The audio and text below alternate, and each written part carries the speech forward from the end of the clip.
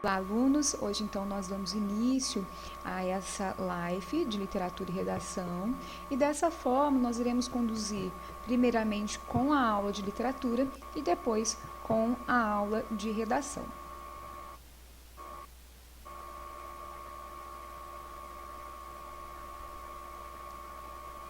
Então, nós temos aqui a apresentação, tá? Nós estamos aqui nos organizando para que nós tenhamos essa aula. Então, hoje nós vamos falar um pouco sobre um dos maiores escritores da nossa literatura, né? O nosso gênio Machado de Assis. Machado de Assis, para quem pensa que ele foi reconhecido depois que faleceu, está enganado. Como muitos autores, né, são conhecidos depois, 20 anos, 50 anos, 100 anos depois da morte, o Machado não. O Machado ele foi reconhecido no seu tempo, quando produzia, quando escrevia para os jornais, escrevia seus contos, seus romances. Então, ele foi reconhecido na época em que ele viveu e na época em que ele escreveu e em que ele produziu sua obra. Tá? Então, Machado, ele é neto de escravos, né? Nascido em Morro do Livramento, no Rio de Janeiro, em 1839. Ele vem de uma família humilde e mesmo sem ter acesso à educação, o Machado, ele conseguiu estudar. Então, há quem diz que ele é autodidata, porque ele aprendeu línguas, ele aprendeu inglês, ele aprendeu francês, inclusive ele até escrevia nessas duas línguas, além do português. Né? Então, ele é considerado um gênio, né? Ele não teve muitas oportunidades, naquela época a educação era privilégio de poucos, mas ele conseguiu estudar. Né? Ele não teve uma educação formal, mas ele estudou. Então, ele percorre um caminho raro de ascensão dentro da sociedade brasileira, antes mesmo da abolição da escravatura. Então, o Machado, vindo de uma família humilde, pobre, né? Negro, não teve acesso ao estudo formal, mas o Machado, ele conseguiu, né, estudar e conseguiu chegar onde ele chegou. É reconhecido até hoje, né, como um gênio, com seus textos, né, seus livros, seus romances maravilhosos. Então, ele escreveu contos, poesias, romances, matérias de jornal, peças de teatro, trabalhou numa tipografia e foi funcionário público. Além disso, fundou, juntamente com outros escritores, a Academia Brasileira de Letras, né, da qual ele foi presidente por muitos anos. Da sua vida pessoal, sabemos da sua paixão pela literatura e intelectualidade e seu envolvimento com a política e a cultura, e seu amor por Carolina, com a qual ficou casado durante praticamente toda a sua vida. Então, segundo a sua biografia, o Machado, depois que a Carolina faleceu, né, sua esposa Carolina, sua amada Carolina, ele entrou em profunda depressão, quase não saía de casa, e aí ele foi ficando doente e acabou falecendo. Outro detalhe para sua biografia, que vem sendo resgatada nos dias de hoje pela discussão em torno da sua negritude. Poucas pessoas, né, lembram que o Machado é negro, né? Às vezes acontece até de alguns estudantes não saberem isso, né? Então há um projeto, o Machado de Assis Real, da Faculdade Zumbi dos Palmares, que pretende divulgar amplamente a foto original de Machado de Assis e reparar seu processo de embranquecimento. Por quê? Os livros, né, durante muito tempo, trouxeram a foto do Machado de Assis branco, né? Então, é como se quisessem esconder que o Machado de Assis era um homem negro, né? Então, a faculdade, esse projeto, eles quiseram resgatar isso, né? Mostrar que o Machado de Assis é negro e que tem sua importância, né? Tanto na literatura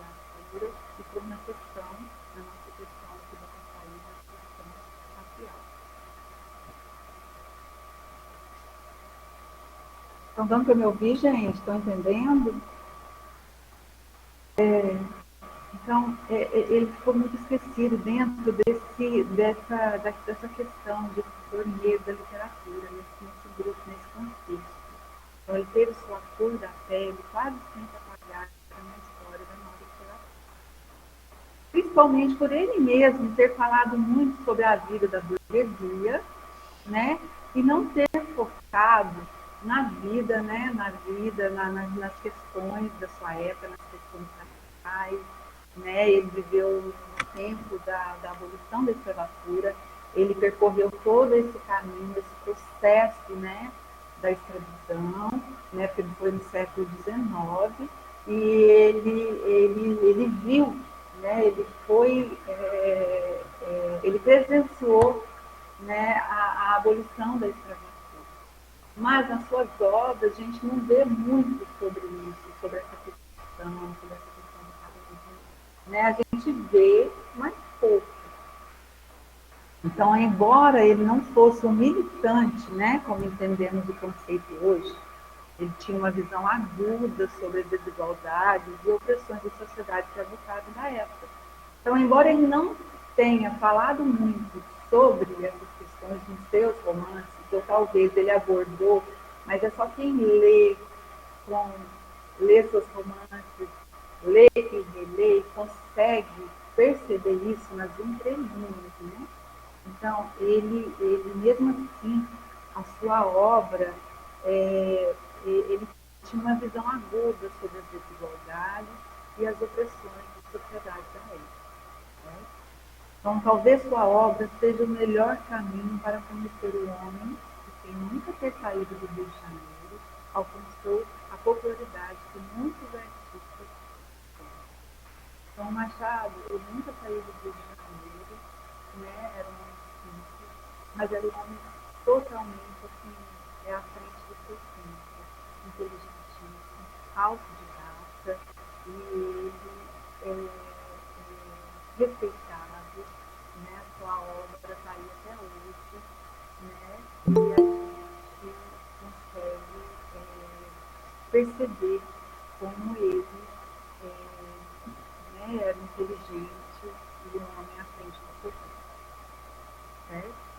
Então, é importante relembrar o Machado de Assis e valorizar a sua arte sem esquecer a posição racial que ele ocupava na época em que ele vivia. Certo? Então, gente, o Machado, às vezes, torna difícil a leitura, né, das obras do Machado de Assis, um português, né, um português perfeito, um português antigo, né, da época do século XIX. Mas, para quem começa a ler, começa a entender o Machado, não vai querer parar de ler, vai ler, vai reler. Então, eu vou depois, no final, eu vou disponibilizar 2 pontos, né? Disponibilizar não, dar um nome dos pontos para vocês procurarem na internet. Inclusive, eu não conheci esses 2 pontos dele, e que ele fala sobre essas questões da escravidão, né? Do racismo, né? Da desigualdade da sua época, do século XIX. Certo? Nas quais ele estava inserido. Né?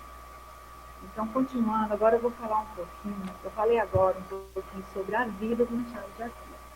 Né? Então, Machado de Assis vem de uma família pobre, né? Negro, né? Mulato, filho de um pai negro, uma mãe branca, e o Machado, ele estudou, né? Não se sabe como ele conseguiu aprender tanta coisa, outras línguas, porque ele não frequentou uma escola, mas sabe-se que ele era autodidata, né? Ele aprendeu muita coisa sozinho, né? E o Machado, ele tinha uma visão da sociedade, né? Da sociedade brasileira. E nas suas obras ele coloca essa visão de uma maneira irônica, né, um certo humor, uma certa melancolia nas suas obras. Então é muito importante a gente ler Machado de Assis. A princípio dá um certo medo, porque, sabe, certa, nossa, eu não vou entender, não dá para entender nada, mas se você ler e reler e dá uma oportunidade para as obras dele, vocês vão, além de aprender mais sobre a língua portuguesa, sobre o contexto histórico de várias foram escritas, as obras de Machado são bem atuais, né? Há quem diga que ler Machado de Assis agora, né, nos tempos de hoje, é melhor do que para quem tenha lido naquela época. Né? Elas são bem atuais. Eu vou falar um pouquinho agora sobre as suas obras. Né? A obra dele é dividida em duas partes. Eu não vou entrar muito nessa questão das obras, não, senão a gente vai ficar o dia todo aqui falando sobre as obras do Machado, né? Principalmente os romances. O Machado ele se destacou mais no conto e no romance. Tá?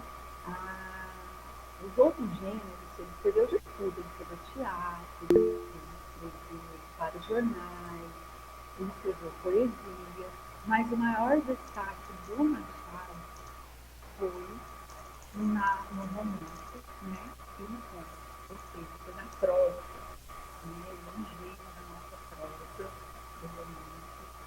A primeira fase do Machado de Assis, ele apresenta os romances românticos, né? Então ele vem ele sofre a influência do José de Alencar, né, que foi um romancista da fase romântica, né? Esse romântico, né, não quer dizer que histórias de amor, né?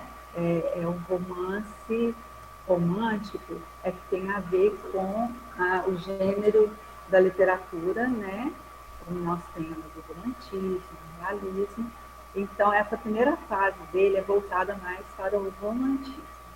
Mas, mesmo assim, as suas obras não são muito carregadas de sentimentos. Mesmo falando de romantismo, né?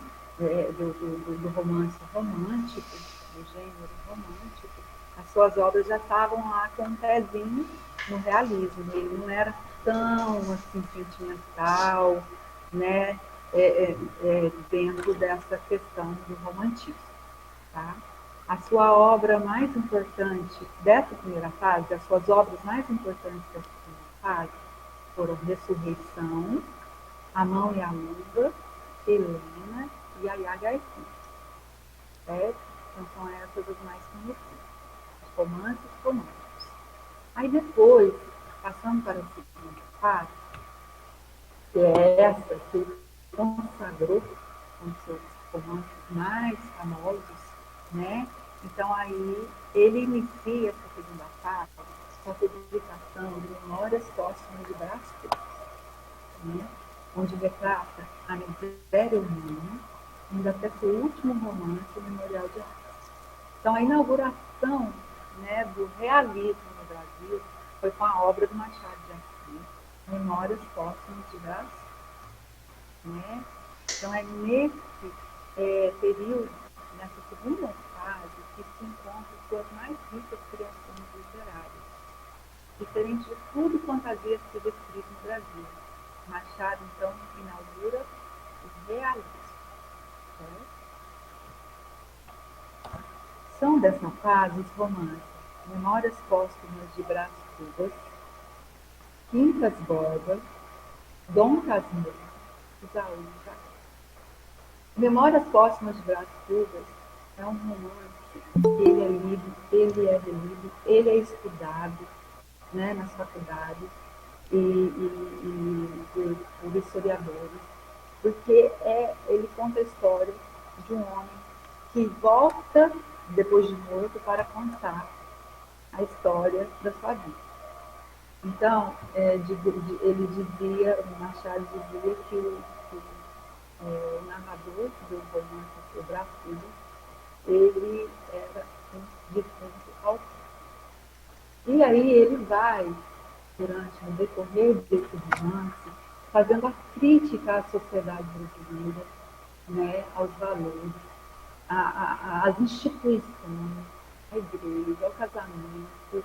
E ele faz uma crítica de maneira, né, com certo humor, uma certa ironia, um ar de melancolia também, porque ele conta a vida dele, né? Tudo que aconteceu.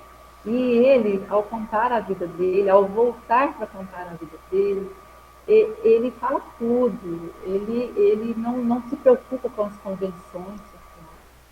Ele despeja ali tudo, todas as mazelas da sociedade, das pessoas das quais ele convivia naquela época.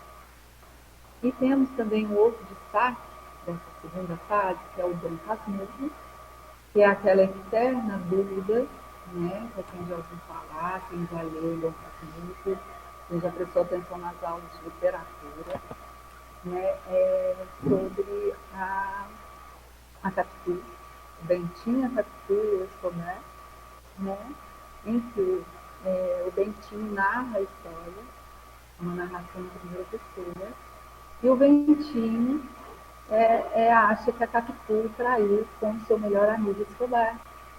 Então, da perspectiva do Bentinho, tudo indica que ela traiu, que ela o traiu. Mas essa dúvida fica para o leitor. Ao ler o livro, não se sabe, a gente não consegue, né, ver se realmente a Capitu traiu ou não o Bentinho, com seu melhor amigo Escobar. Também outro romance que é estudado nas faculdades pelos historiadores, né, de tamanha inteligência, né, tamanha criatividade do Machado de Assis para escrever e para fazer a gente pensar, refletir sobre tudo, sobre as questões psicológicas, né, dos personagens e sobre a vida do povo brasileiro. Temos os contos, são ótimos os contos do Machado de Assis. Contos são narrativas curtas, né? Bem curtinhas, não, diferente do romance. Os contos do Machado de Assis, mais conhecidos, eu coloquei a lista aí, né? Depois eu vou disponibilizar no grupo. São esses aí, Papéis Avulsos, Histórias Sem Datas, Várias Histórias, né? Noites de Almirante, Trio em Lá Menor, O Alienista, Missa do Galo, né? Muito conhecido, Missa do Galo, Os Peixes. São esses os contos. Então, gente, o que Machado tem de único é a sua capacidade de olhar as pessoas, entender as relações entre elas. Ele entra na cabeça das pessoas e desvenda por que agimos como agimos. Então, muitos críticos acreditam que o autor é melhor lido hoje do que em sua época, pois ele sempre esteve à frente do seu tempo. Olha, tem muita coisa para falar do Machado de Assis, né? Tem muitos estudos, tem muita coisa para falar da sua obra, principalmente sobre o Dom Casmurro, né, as suas obras da segunda fase. É muito interessante, é muito gostoso conversar sobre isso, ler, né, suas obras e discutir sobre o que ele dizia, o que ele tentava dizer, o que ele fazia, o que ele faz a gente refletir, né, sobre a sociedade, sobre as pessoas, como agimos, né? Então é muito legal. Tem muita coisa para ser dita e a gente vai fazer eu espero, né, fazer outro dia sobre só as obras do Machado. Então, ele vem de uma família humilde, ele é negro, ele tinha problemas de saúde e ele se tornou o que ele é hoje, na época e hoje. Né? Então ele estudou, ele correu atrás, ele deve ter sofrido muito preconceito naquela sociedade escravocrata da época, né? Mas ele não olhou para trás. Ele foi um diretor de sucesso e até hoje ele é lido aqui no Brasil e no mundo. Minhas obras são conhecidas e estudadas aqui e lá fora. Pessoal, então nós vamos iniciar aí falando sobre a redação. Nesse sentido, se tiver o som ruim, alguma coisa, Cristina, você me fala, tá? Tá, Joia, tá ótimo. Então tá. Então, quando nós vamos planejar uma redação, né, nós não podemos partir, né, de uma ideia, né, que vai sendo desenvolvida e que, à medida desse desenvolvimento, nós tenhamos ideias, vamos pensar assim. Quer dizer, nós não podemos escrever um primeiro parágrafo e, nessa sequência, ir construindo de acordo com que a nossa memória, né, com a nossa perspectiva, né, nós tenhamos aí, né, questões relacionadas ao texto.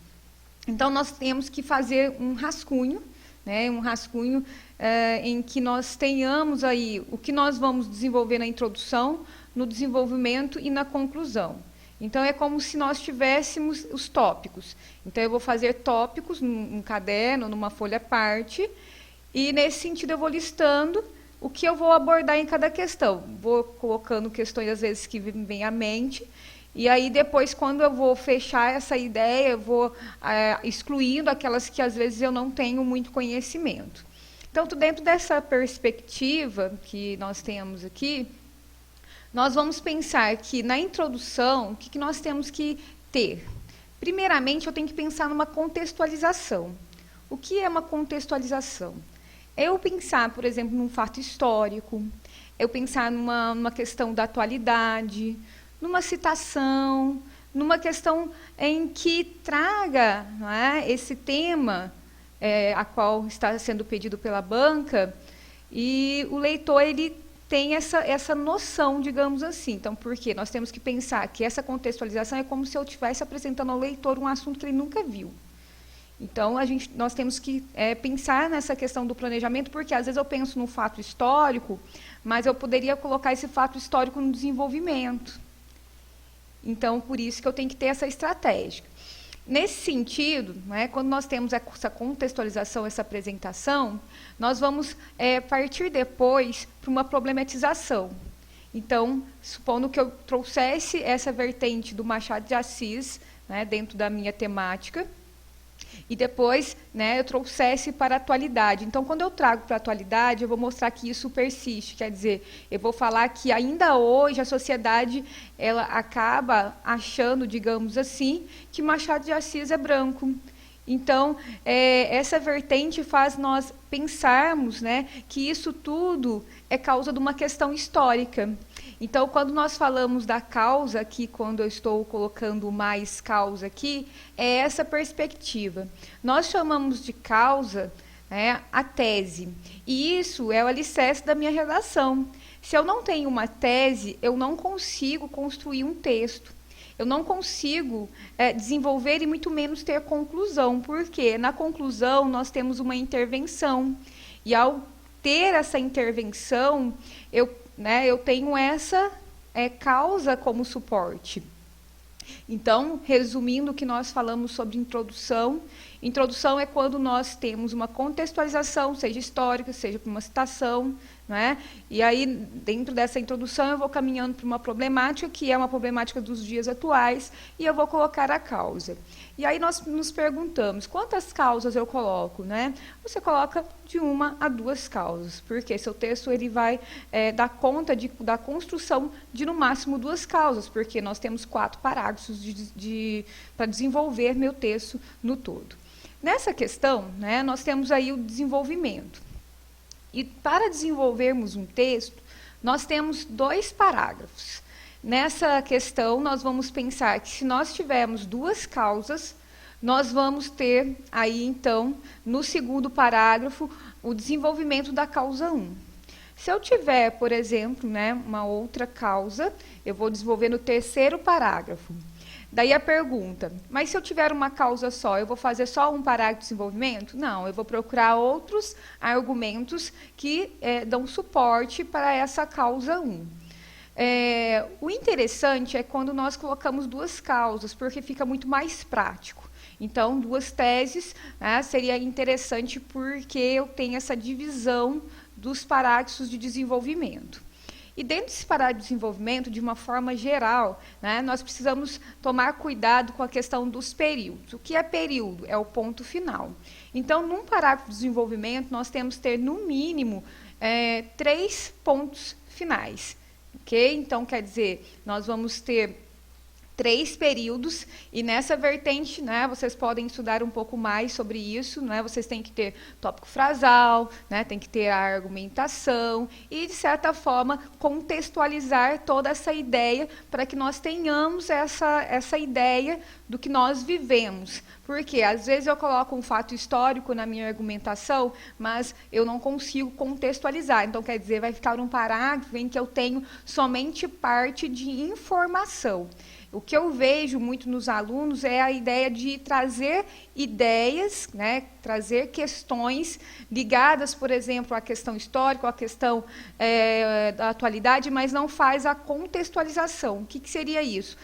Eu colocar o meu ponto de vista dentro dessa vertente. Então, se eu falo sobre Machado de Assis, eu tenho que falar, Machado de Assis, não é, ele teve, né, essa questão, né, de ser tratado como um branco, né, durante a história, mas aí nós vamos com o nosso comentário, né, mas dentro dessa perspectiva é necessário termos um olhar para a questão, né, do racismo vivido na época e do racismo também vivido na atualidade, em que traz traços relacionados à questão histórica, a ideia histórica, não é, sobre achar que o homem negro ele não tem, né, a capacidade de atingir, não é, níveis intelectuais igual ao branco.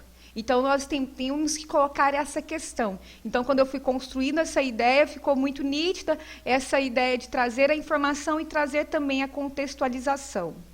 E, dentro dessa vertente, nós vamos chegar, então, na conclusão que nós temos que colocar proposta ou propostas de intervenção. Então, nós colocamos, por exemplo, questão histórica como causa, não é, do racismo, digamos assim, ou da questão do Machado de Assis, a qual nós estávamos dialogando. Então, quando nós abordamos essa ideia, nós vamos pensar que como que nós, né, temos a possibilidade de mudar essa situação. E aí, quando eu coloco uma tese, né, uma tese ela precisa de uma intervenção. Então, assim, se eu colocar a causa lá em cima, eu vou com a intervenção aqui. Aí eu tenho que pensar em algumas perguntas, são alguns elementos importantes dentro de uma conclusão que são avaliados pela banca. Então, nós temos o quem, né, quem vai fazer, o que vai fazer, como vai fazer e para que vai fazer. Então, por exemplo, vamos pensar na questão histórica. Como que eu mudo essa situação? Então, eu vou pensar que quem vai fazer? A escola vai fazer, mas qual nível? No caso, ensino fundamental, né, educação infantil, aí nós temos que pensar e detalhar essas questões. No caso, o que vai fazer? Promover projetos. Então, nós temos que falar também o como que vai desenvolver esses projetos. Vai ser em todas as disciplinas? Como que vai ser abordado essa questão? E dentro dessa vertente, nós vamos colocar para quê? Então, essa é a construção, né, do meu texto. Tem que ter introdução, desenvolvimento e conclusão. Eu observei que muitos alunos do segundo ano que tinha aí uma tarefa para fazer de redação que não fez. Então, é o momento de sentar e fazer. Tá? Pode fazer dessa temática a qual nós estamos abordando. Era a semana 4 do PET.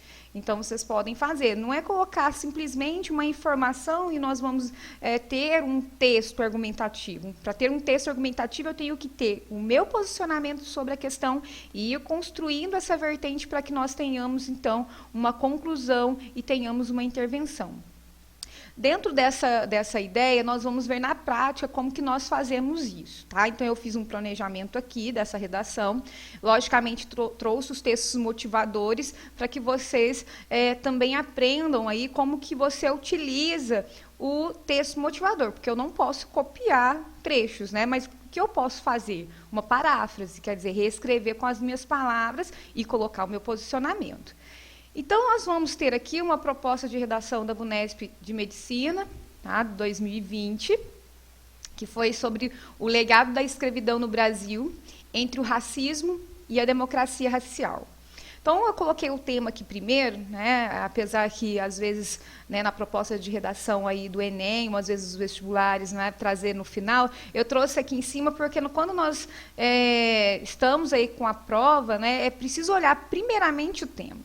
Ele vem lá embaixo, mas você vai ler primeiro o tema, porque quando você lê o tema, você já vai relacionando as suas ideias. Então, você já vai se perguntando, por exemplo, né, o porquê de estarmos falando dessa questão.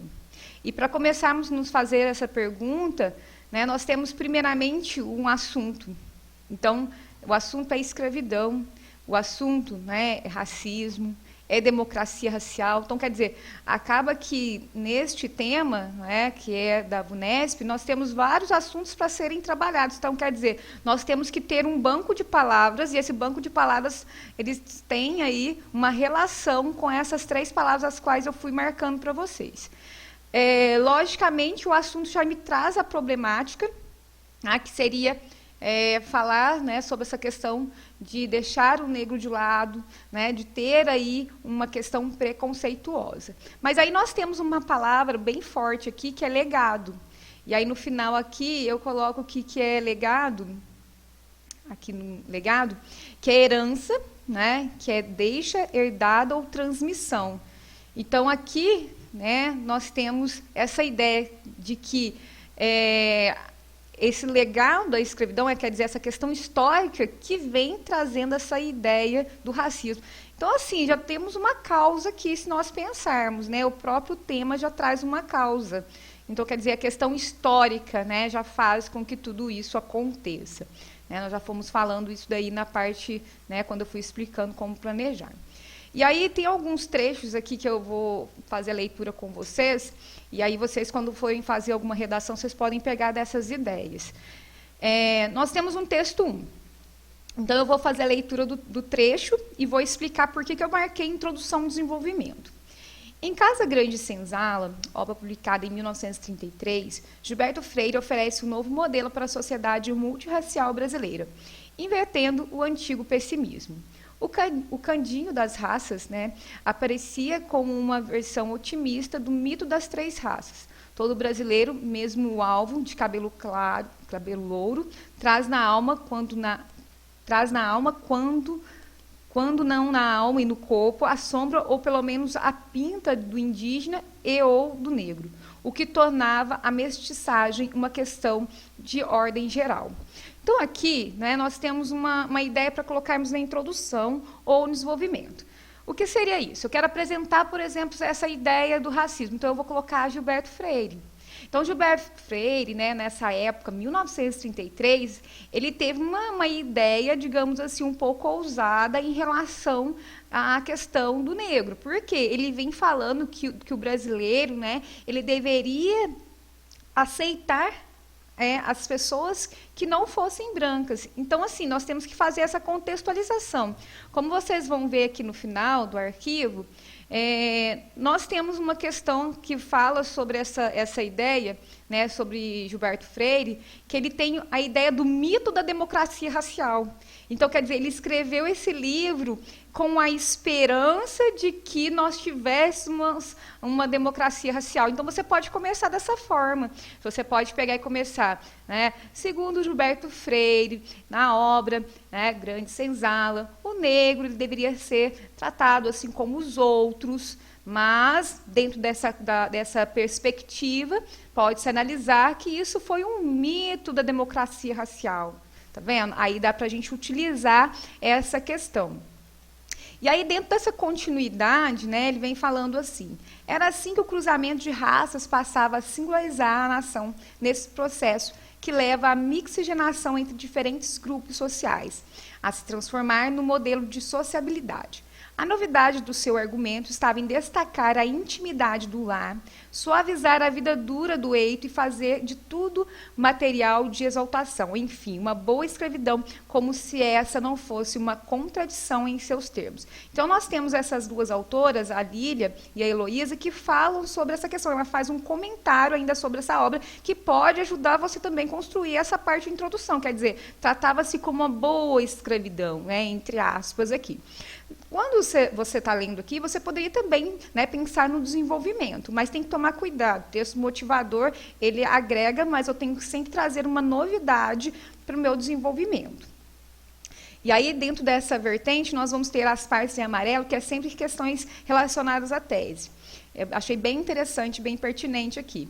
Em resumo, a proposta do livro era repisar, sob novo ângulo, a ideia de uma sociedade misturada e pioneira, em função da ausência de segregação e de uma mixigenação extremamente feliz. Gilberto Freire executou a façanha analítica de dar caráter positivo ao mestiço, atribuindo a ele não o atraso do país, e sim a sua grande vantagem de futuro. Então, aqui vamos ver o significado de algumas palavras, né? O cadinho aqui a gente já tinha feito a leitura, né? Que é sobre o recipiente material refratário, geralmente de barro, né? Quando nós falamos aqui em cima, né? Sobre essa mistura. E aqui tem duas palavras que nós temos nesse trecho. Primeiramente aqui, me lembra aqui da segregação, né? O que é segregação? Ato ou efeito de segregar-se, afastamento, separação e depois segregamento novamente, né? Então, nós vamos pensar aqui, qual é o motivo de nós estarmos debatendo a questão do legado, não é, sobre a escravidão no Brasil. Então, nós vamos pensar que, por que nós vamos discutir que hoje, né, na sociedade, ainda nós temos uma segregação. Nós temos uma separação, né, das pessoas. Vamos pensar nos Estados Unidos, né, dá para fazer uma argumentação sobre isso. Então, os Estados Unidos, nós vemos essa questão.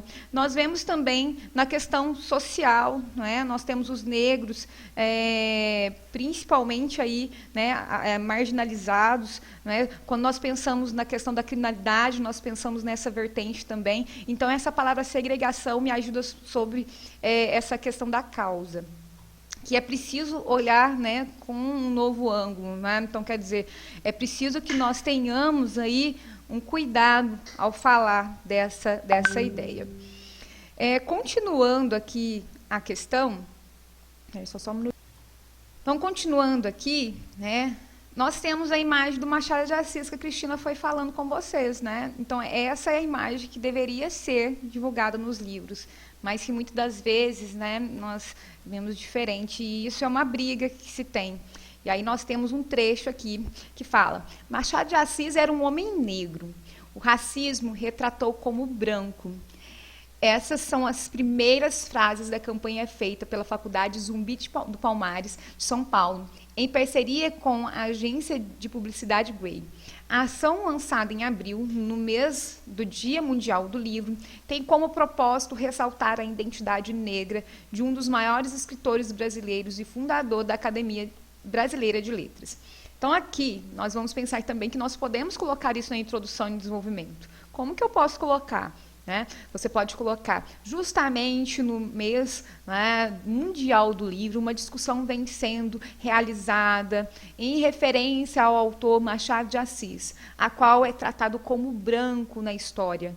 E nessa vertente, né, pode-se entender que essa é uma visão estereotipada da sociedade. Aí você pode ir abordando, né? E aí você pega e traz para a atualidade, né, fazendo uma contextualização essa ideia. Vários autores, né, ou várias pessoas não são reconhecidas pelo seu talento, né? E aí você vem com a tese, né, que seria a causa. Isso se evidencia por razão, aí você coloca qual a razão, por razão histórica, por razão da segregação, né, como nós fomos abordando.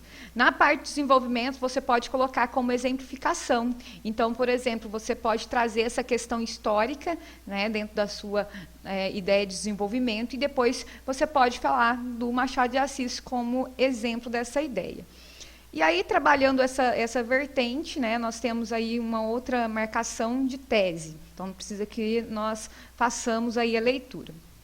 Vou fazer aqui já embaixo, que aí já vai adiantando. No manifesto da iniciativa, a universidade ainda afirma que o racismo escondeu quem ele era por séculos. Sua foto oficial, reproduzida até hoje, muda a cor de sua pele e distorce seus traços e rejeita sua verdadeira origem. E diz que já passou da hora de esse erro ser corrigido. Então aqui, olha, fiz outra marcação, o texto traz outra tese, outra causa. As pessoas, elas rejeitam a sua origem. Olha, essa é uma tese interessante. Você poderia também pensar no individualismo, né? Então, dentro dessa ideia, você pode ir desenvolvendo várias questões, né, sobre o racismo. É interessante você procurar sempre novas teses, questões que sejam diferentes, porque se uma pessoa que está lendo a sua redação vê que as teses são iguais, você perde ponto. Então, assim, é interessante você procurar uma tese que as pessoas não estão desenvolvendo. Então, essa ideia de rejeitar a origem é uma tese legal e é uma tese interessante. E aí, dentro dessa continuidade, né, nós temos um trecho do Luiz Maurício Azevedo, que fala, no caso aí ele é pós-doutor em literatura, né, ele fala que popularmente as pessoas negras estão ligadas à força física e à animalização, não a seu potencial intelectual. Quando esses indivíduos ganham projeção por seu talento na literatura, por exemplo, criam-se mecanismos para manter os negros no lugar de subcategoria. Por isso, transforma uma pessoa negra em branca, porque socialmente negras e negros não podem ter o status de autor. E a história valeu-se da frágil documentação da época para reforçar a imagem de um Machado de Assis não negro. Então, aqui, você poderia trazer essa discussão para a parte de desenvolvimento. Então, por exemplo, uma citação, ela fica interessante onde? Ou na introdução ou no segundo parágrafo de desenvolvimento. E aí, você colocando essa ideia, você vai afirmar, né, que as pessoas elas acabam ligando o negro à questão da força física e a animalização. E aí você pode colocar como exemplo as telenovelas que abordam, às vezes, os negros como empregados, né, segurança. Então, assim, voltar a essa questão. Lógico, você pode mostrar também os fatos positivos, você pode mostrar. Mas aí ter cuidado, porque se eu estou falando de uma causa, eu tenho que reafirmar essa causa durante o meu desenvolvimento. E aí nós temos uma ideia bem interessante aqui também sobre a questão da tese, que fala o seguinte: o Brasil promove a hierarquia das raças por ter suprimido aquilo que era entendido como diferente. E acrescenta, este país vive em conflito. Não vivemos uma harmonia como prega a democracia racial. Houve e ainda há derramamento de sangue.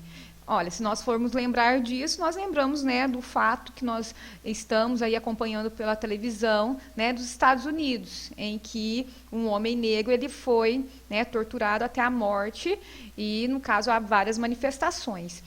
Essa palavra hierarquia das raças me traz uma outra causa. E aí é interessante abordarmos. Olha como vai mudando as palavras. Nós já falamos 3. Falamos da questão histórica. Falamos 4, né? A questão histórica, segregação, falamos aí da hierarquia das raças e a questão de rejeitar a verdadeira origem. Parece ser igual? Parece, mas traz vertentes diferentes e traz argumentos diferentes para o seu texto. Aqui nós temos alguns trechos importantes, né? Não vou ler o texto inteiro, que é um pouco maior, mas vale a pena ler aí depois, que fala o seguinte, olha: quanto mais acentuados os traços faciais que evidenciam a origem negra africana, maior é o impacto do racismo sobre as pessoas. Assim, socialmente, quanto mais clara a pessoa negra, maiores chances de êxito na vida ela terá. O que não significa que ela também não seja vítima de racismo. Uma questão bem interessante para nós parafrasearmos e colocar na introdução. Tá vendo? Várias ideias para a introdução. Então, para você que não sabe construir aí um texto, não sabe como começar, olha para você ver quantos trechos são interessantes para colocar na introdução. E assim, texto motivador é legal pôr na introdução ou colocar como exemplificação. Assim, como argumentação, colocar algo novo, quer dizer, colocar algo da sua, do seu mundo, do que você estudou aí durante estes anos. Depois nós temos uma palavra aqui bem interessante que fala sobre o colorismo, que é uma tese também, tá? Então, o colorismo se trata de algo muito ligado à estética. A aceitação de uma pessoa negra pela sociedade é julgada pelos traços mais finos, os cabelos mais lisos. Isso não tira a negritude de quem é mais claro. Esse indivíduo tem a consciência de que é discriminado. Aqui, resumidamente, né, nós vamos pensar que a sociedade ela julga essa questão do colorismo, quer dizer, ela acaba, né, colocando empecilhos para que a pessoa seja aceita na sociedade. Então, é uma tese que você pode estar pesquisando aqui, colorismo, que fica bem interessante. Uma outra parte, né? A sociedade quer embranquecer o negro, se perceber que a pele mais clara permite uma adequação ao padrão eurocêntrico, haverá uma força para que os cabelos sejam alisados, para que se use a maquiagem que disfarce os traços negros. É uma pressão que as pessoas muitas vezes nem percebem, pois está incrustada na convivência. Uma parte aqui também que explica a ideia do colorismo. Tá?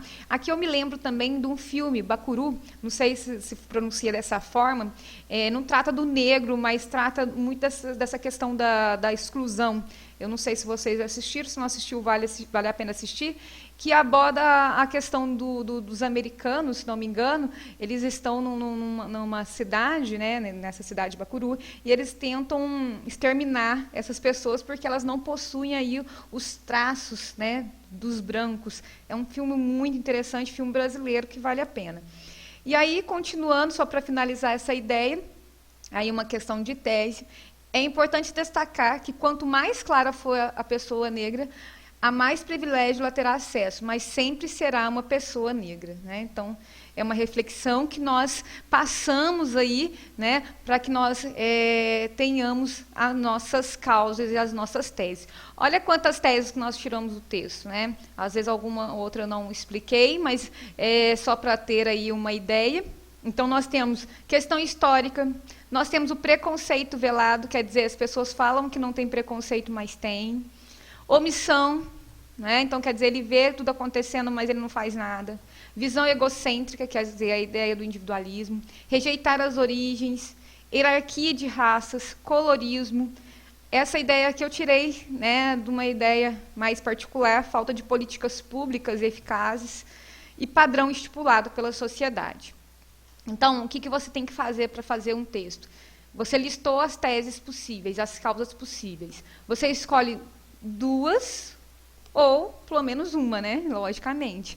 Então, você escolhe uma dessas e aí você tem que fazer a questão do planejamento, porque você vai ver qual ideia que você sabe mais. Você sabe mais sobre a questão histórica? Você tem mais argumentos sobre a visão egocêntrica? É isso que você tem que colocar como estratégia. Aí eu fui fazendo as anotações, né? No texto 1 eu posso usar o Casagrande Senzala para falar do mito da democracia, posso falar do panorama histórico desse legado também. Se eu souber muito de história, eu posso falar como aconteceu essa questão, né, da escravidão.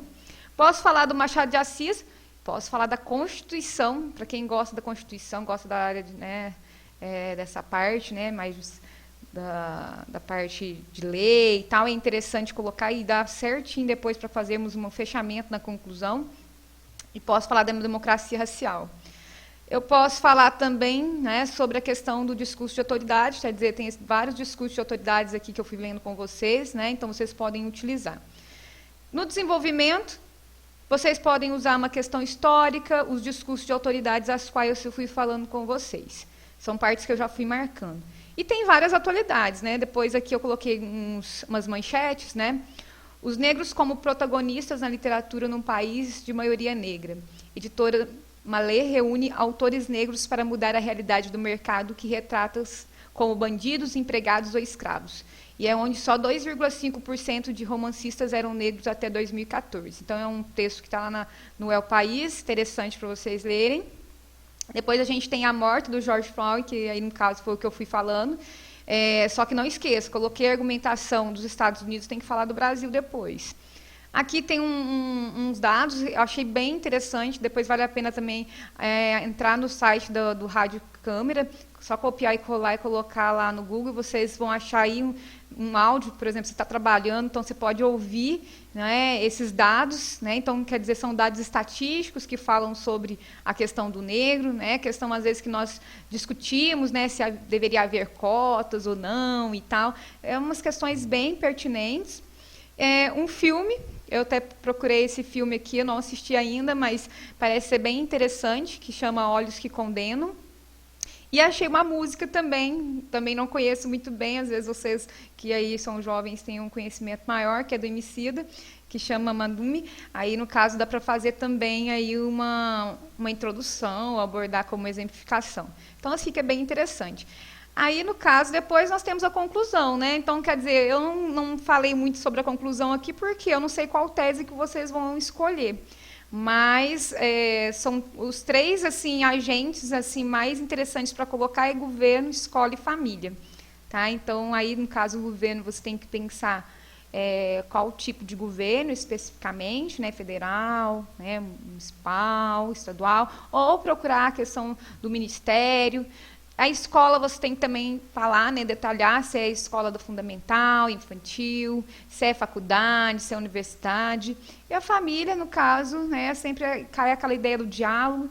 E assim, não é às vezes tão forte, mas das ideias que eu gosto de abordar, é uma das ideias que dá certo para muitos temas. Do mais é isso, tá? E eu vou abrir para dúvida agora. Espero que. Pessoal, então nós finalizamos aqui a nossa live. Agradeço vocês que estiveram presentes online no momento da live e você que está assistindo em casa.